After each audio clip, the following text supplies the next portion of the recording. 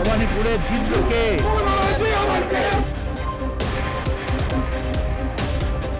নমস্কার, অ্যাকশন রিঅ্যাকশনে আপনাদের সবাইকে স্বাগত জানাচ্ছি। এই মুহূর্তে রয়েছি ভবানীপুর বিধানসভায়। মদন মিত্র ইতিমধ্যেই প্রার্থী তালিকা ঘোষণা হওয়ার পর বাড়ি থেকে বেরোচ্ছেন এবং একদিকে যেরকম প্রচার শুরু হয়ে যাবে, আর কিছু সময়ের অপেক্ষা, তার মধ্যেই কিন্তু যে প্রচার, সেই প্রচার শুরু হয়ে যাবে, ঠিক তার প্রস্তুতি পর্ব বলা যায় এটাকে।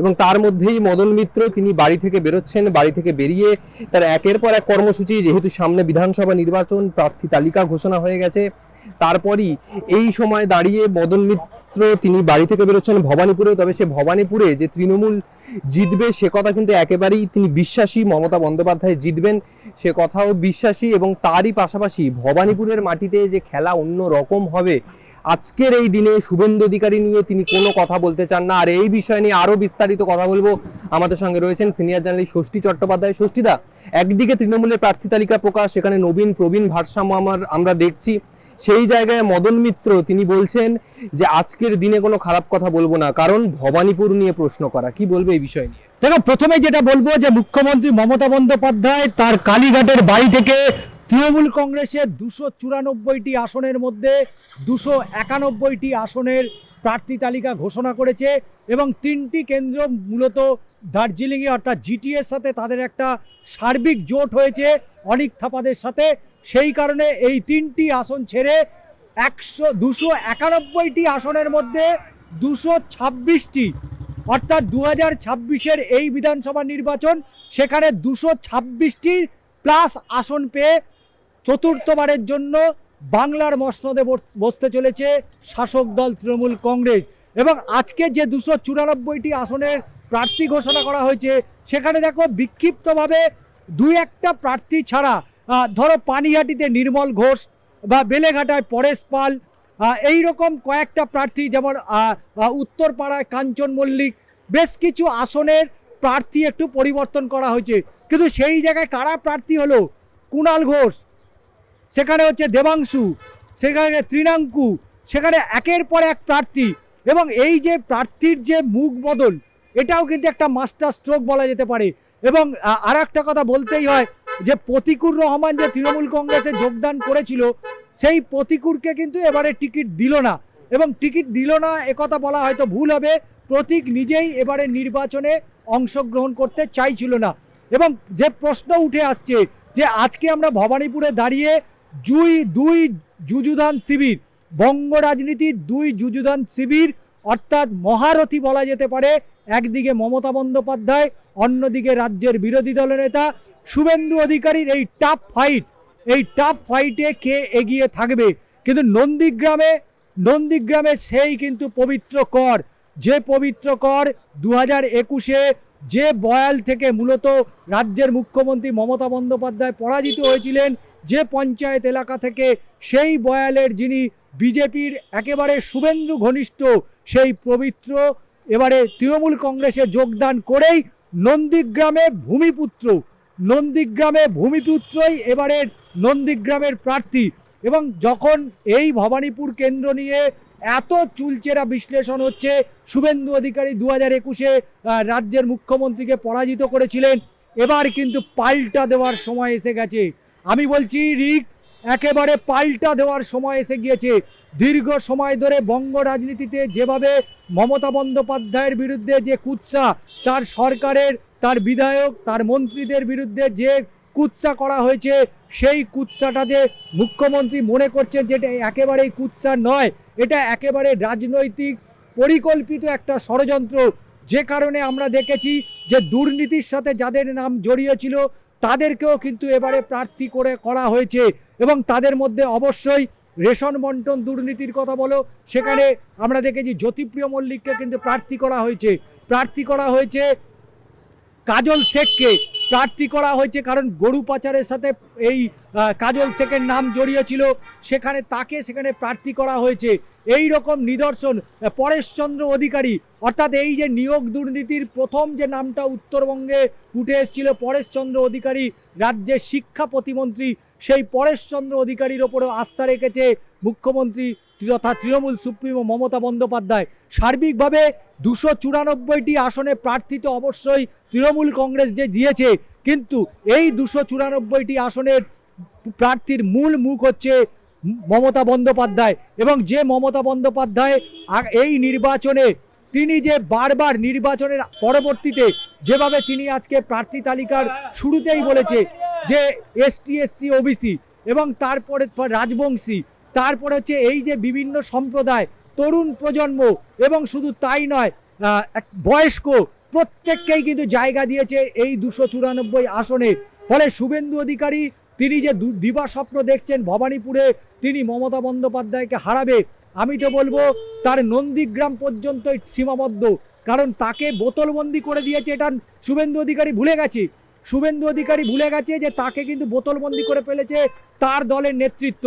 এবং শ্রমিক ভট্টাচার্য, দিলীপ ঘোষ থেকে শুরু করে প্রত্যেকেই যদি বলা হয় তাহলে শুভেন্দু অধিকারীকে পুরোটাই বোতলবন্দি করে দেওয়া হয়েছে এবং ভবানীপুর আর নন্দীগ্রামের মধ্যে পুরো তাকে সীমাবদ্ধ করা হয়েছে। অর্থাৎ রাজ্যের পুরো জায়গাটা ওপেন হয়ে গেছে। আজকে নির্বাচন কমিশনে তার ভূমিকা নিয়ে প্রশ্ন উঠতেই পারে। তিনি মেঘের আড়াল থেকে তিনি যেভাবে ষড়যন্ত্র করছে, তার কারণ নির্বাচনের বিজ্ঞপ্তি এখন প্রকাশিত হয়নি।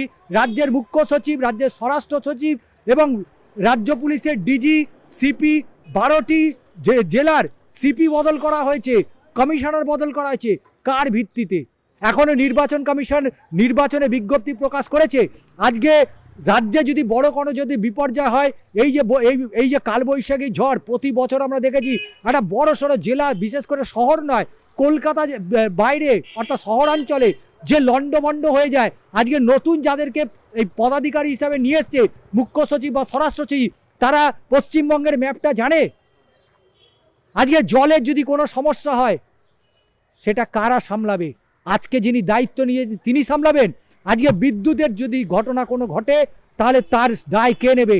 নির্বাচন কমিশনকে দিতে হবে, কারণ বিজ্ঞপ্তি প্রকাশ করার আগেই রাজ্যের মুখ্য সচিব, স্বরাষ্ট্র সচিব, ডিজি, সিপি প্রত্যেককে সরিয়ে দিয়েছে এবং এখান থেকে সরিয়ে কেরলে পাঠানো হচ্ছে এবং হরিয়ানা থেকে নিয়ে আসা হচ্ছে। হরিয়ানা থেকে আধিকারিকদের নিয়ে আসা হচ্ছে, যেখানে এখনো পর্যন্ত খসড়া যে তালিকা অর্থাৎ সাপ্লিমেন্টারি যে তালিকা, সেই তালিকা এখনো প্রকাশ হয়নি। আজকে প্রায় 59 লক্ষ মানুষের নাম, তারা আদৌ ভোট দিতে পারবেন কিনা, তার পাশাপাশি তাদের নাগরিকত্ব, তাদের নিজেদের অস্তিত্ব আজকে সংকটে। আজকে এত কিছুর মধ্যে নির্বাচন কমিশন যে ভূমিকা নিচ্ছে, সত্যি এটা সন্দেহের ঊর্ধ্বে। ফলে স্বাভাবিকভাবেই এই প্রশ্নগুলো আছে। আজকে ভবানীপুরের মানুষ তারা মমতা বন্দ্যোপাধ্যায়কে চেনে। আজকে শুভেন্দু অধিকারী ভবানীপুরের অতিথি, রাজ্যের বিরোধী দলের নেতা হতে পারে। আজকে মমতা বন্দ্যোপাধ্যায় যদি নন্দীগ্রামে অতিথি হয়ে থাকে, তাহলে হোয়াই নট শুভেন্দু অধিকারী এই ভবানীপুরের অতিথি হবে না? ফলে লড়াই তো একটা আছেই, এ কথা অস্বীকার করার কোনো জায়গা নেই। এবং ভবানীপুরের 2025-এর 16ই ডিসেম্বর যে খসড়া তালিকা প্রকাশিত হয়েছিল, সেখানে প্রায় 46,000 মানুষের নাম বাদ গেলেও 2021-এর 2024-এর এই দুটো নির্বাচনের যদি আমরা তুল্যমূল্য বিশ্লেষণ করি, তাহলেও বলবো 46,000 বাদ দিলেও মমতা বন্দ্যোপাধ্যায় এখনও 5,000 ভোটে জিতে আছে। ফলে শুভেন্দু অধিকারী একেবারে সূর্যোদয় নয়, সূর্য অস্তিত্ব যে কোথায় যাবে সেটা কিন্তু এখন বড় প্রশ্নে। অর্থাৎ দিন ঢলছে, শুভেন্দু অধিকারীও ঢলছে এবং মেঘের আড়াল থেকে যেভাবে নির্বাচন কমিশন বিজেপিকে সাপোর্ট দিচ্ছে না, একটা সময় এসে এই নির্বাচন কমিশনেই বুঝে যাবে যে বিজেপি আদতে পশ্চিমবঙ্গে ওই যে 77টা 21-এ পেয়েছিল, সেই 77-এর জায়গায় 7-এ না নেমে যায়। ষষ্ঠীতে আমার আরও একটা প্রশ্ন আছে তোমার কাছে, যে একদিকে যখন প্রার্থী তালিকা ঘোষণা করা হচ্ছে, ঠিক সেই সময় দাঁড়িয়ে আমরা দেখছি যে নতুন প্রচুর মুখ দেখতে পাওয়া যাচ্ছে এবং তার সাথে যে মহিলা প্রার্থীদের সংখ্যা 51%, এই বিষয়টা নিয়ে কি বলবো? দেখো, প্রথমেই যেটা বলতে হয়, তৃণমূল কংগ্রেসের যদি প্রার্থী তালিকা আমরা একেবারে সূক্ষ্মভাবে দেখি, এখানে কিন্তু কোনো ধর্মের বিভাজন করা হয়নি। দেখো রিক, প্রথমেই যেটা বলতে হবে, এখানে ধর্মের কোনো বিভাজন হয়নি। কারণ আমরা এই মুহূর্তে যেখানে দাঁড়িয়ে আছি, রাজ্যের একজন বিধায়ক মদন মিত্র, তিনি কিছুক্ষণ আগে আমাদের জানালেন, রিয়াকশান দিলেন ভবানীপুর নিয়ে। কিন্তু প্রশ্ন উঠে আসছে যে প্রার্থী তালিকা ঘোষণা করা হয়েছে, এখানে ধর্মের বিচার করে কোনো প্রার্থী তালিকা ঘোষণা করা হয়নি। তৃণমূল কংগ্রেসের প্রতিটা স্তরের প্রার্থী রয়েছে। আজকে হিন্দু বলো, আজকে মুসলিম বলো, আজকে খ্রিস্টান বলো, প্রতিটা ধর্মের মানুষের সমন্বয় নিয়ে তৃণমূলে 294টা প্রার্থী আছে। আজকে বিজেপির বলো, আজকে বিজেপির যে প্রার্থী তালিকা ঘোষণা করা হয়েছে সেখানে একটাও সংখ্যালঘু ভোটারের মানে নাম রয়েছে কেন? ভারতবর্ষের প্রধানমন্ত্রী তিনি এসে বলে দিয়ে যাচ্ছেন যে হিন্দু হিন্দু হিন্দু হিন্দু হিন্দু ভাই ভাই। ভারতবর্ষের প্রধানমন্ত্রী কি শুধু হিন্দুদের প্রধানমন্ত্রী? তিনি একজন মুসলিমের প্রধানমন্ত্রী নন, তিনি একজন খ্রিস্টানের প্রধানমন্ত্রী নন। তার চেলারা তো এটাই বলবে, তাদের কাছে এটাই তো আশা করা যেতে পারে। ফলে স্বাভাবিকভাবেই ধর্মের বিভাজন করে যে রাজনীতি বিজেপি করতে চাইছে, মানুষ তার যোগ্য যে জবাব দেবে এটা কিন্তু স্পষ্ট। এবং যেভাবে এসআইআরের নাম করে সাধারণ মানুষ, অর্থাৎ যে ম্যাপিং করা হয়েছিল 2002-এর যে ম্যাপিং, সেই ম্যাপিংয়ে কয়েক লক্ষ মানুষের নাম বাদ গেছে এবং তার জবাব অবশ্যই 26-এর ভোটে দেবে সাধারণ মানুষ। তবে রিক অবশ্যই কামারহাটির যিনি আবারও পদপ্রার্থী হয়েছেন মদন মিত্র কি বললেন সেটা অবশ্যই দর্শকদের একবার আমরা শোনাবো। দেখুন, ব্যাপারটা সম্পূর্ণই দলের ব্যাপার। দল যেটা সিদ্ধান্ত নিয়েছে সেটাই সিদ্ধান্ত। দলের কাছে কৃতজ্ঞ আমি, আমাকে আবার মনোনয়ন দেওয়ার জন্য, এবং আমি চেষ্টা করব, আপ্রাণ চেষ্টা করব দলের যে সম্মান আমি পেয়েছি, দল যে আমায় সম্মান দিয়েছে, মনোনয়ন দিয়ে, সেই সম্মানটা দলের মর্যাদা রাখার জন্যে আমি আপ্রাণ চেষ্টা করব। কামারহাটির প্রত্যেকটি মানুষের সঙ্গে দেখা করার চেষ্টা করব এবং যে কবছর আমি আছি কামারহাটির মানুষের সঙ্গে আমার সম্পর্ক খুবই ভালো। আর সবটাই ডিপেন্ড করছে মমতা ব্যানার্জির ওপরে। দল চালিয়েছেন অভিষেক বন্দ্যোপাধ্যায় প্রধান সেনাপতি হিসেবে, আর মমতা বন্দ্যোপাধ্যায় যা ডেভেলপমেন্ট করেছেন তার উপরেই ইলেকশন। মদন মিত্র আলাদা করে কোনো ফ্যাক্টর নয়। কামারহাটিতে একটা মা ভবতারিণীর মন্দির, একটা সাগর দত্ত হাসপাতাল যেভাবে সাজিয়ে দিয়েছেন, hats off to my leader. বাড়িতে যেদিন শুভ একটা দিন হয় না, সেই শুভ দিনে পুজো টুজো থাকলে লোকে বলে আজ কোনো খারাপ কথা বলবো না। ওটা যে লিস্টটা কার পড়ছিলেন, তাহলে কি যে লিস্টটা মমতা বন্দ্যোপাধ্যায় পড়ছিলেন ওটা কি বিজেপির লিস্ট মনে করছিল? মানে ওরা চাইছিল অর্ধেকটা ওরা পড়তে? এত তাড়াতাড়ি এই দলে চান্স পাওয়া যাবে না। ভবানীপুরে কেমন লড়াই হবে? একদিকে শুভেন্দু অধিকারী, একদিকে মুখ্যমন্ত্রী মমতা বন্দ্যোপাধ্যায়, কিভাবে দেখছেন লড়াই? আমি বললাম না, আমি অন্য কোনো কথা বলবো না। ভবানীপুরের মানুষ মমতা বন্দ্যোপাধ্যায় ভবানীপুরে জন্মে, মমতা বন্দ্যোপাধ্যায় ভবানীপুরে আছেন, ভবানীপুরে লেখাপড়া করেছেন, বা যোগমায়া দেবী কলেজে পড়েছেন, এবং ভবানীপুরকে বাংলার টেলে সাজাবার সঙ্গে সঙ্গে ভবানীপুরকে যা করেছে, আজ তো ভবানীপুর ব্যাঙ্গালোর, হায়দ্রাবাদের যে কোনো সাইবার সিটির থেকেও ভালো। আজকে মমতা বন্দ্যোপাধ্যায় ভবানীপুরে একদিন যাবেন নমিনেশন দিতে, আর মানুষকে, ভবানীপুরের মানুষ তো একদম রেডি হয়ে আছেন। এখনো অবধি কিছু তৈরি হয়নি, কচুর লতি টতি হবে। ভবানীপুর টু কামারহাটি, ভবানীপুর টু কামারহাটি, মমতার হাত ধরে আমরা হাঁটি, Bhabanipur to Kamarhati. Oh lovely, thank you.